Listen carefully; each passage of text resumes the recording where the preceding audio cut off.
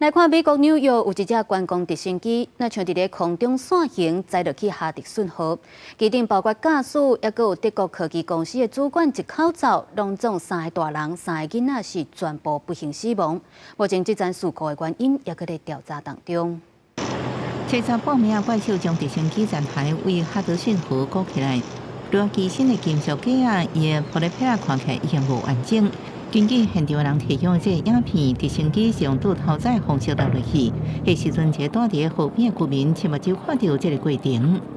It sounded like several gunshots in a row almost in the air, and I saw a helicopter, and it looked like pieces were falling off. I watched it splash in several pieces. 当局7日下晡3点17分接到报案，出动水上救援赶到现场，直升机的机巴向顶悬。这是一架观光直升机，包含驾驶在内，全部拢罹难。新闻指出，罹难者是德国科技公司新闻组高阶主管埃斯科巴一家伙仔，因为西班牙到纽约，原本只想要为空中看曼哈顿海岸线。3 adults and 3 children were on board a Bell 206 helicopter that had left from the downtown Skyport just about 3 p.m. The pilot and his family visited from Spain.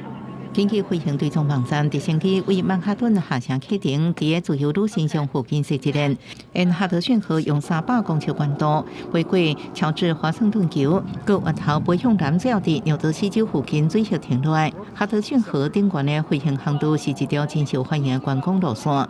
直升机落落去的时阵，天气热云，风速每点钟16到24公里。根据当地天气报告，上大阵风每点钟40公里，地面能见度16公里，伫良好的范围。